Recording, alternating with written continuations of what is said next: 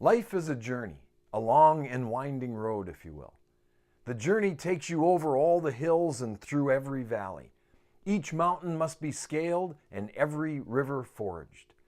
Some of the journey is a difficult ascent into the higher altitudes where the air is thinner and even drawing a breath feels like work.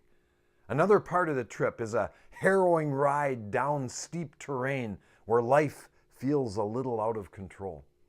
For part of the trip, the wind is at your back. Other times, it fights you every step of the way. My name is Tom Miller. I live in Superior, Wisconsin, and my journey is as pastor of a great people at a church we call Central Assembly. This is Fuel for the Fire, Volume 793, The Journey. The journey was never meant to be easy, but here are 5 keys to enjoying the journey a little more. Number 1, start early. The journey of life is filled with deadlines and targets. Procrastination is a stress maker. It takes intentionality, but if you work ahead of the deadlines, your journey will be more fun. Number 2, stay in your lane. We do need to work on our weaknesses, but most of our time should be spent in our wheelhouse. Do what you're good at. Do what you're called to and wired for. Stay in your lane. Number 3, know where you're headed. We call this vision. Vision is your preferred future. Vision is where you want to be and what you need to do to get there.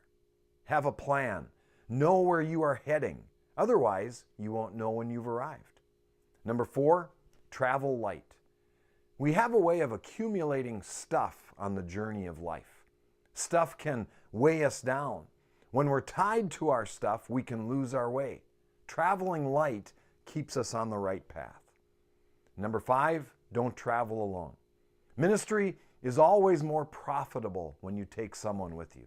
Bring someone along on your journey. The wise person has someone to learn from and someone to teach.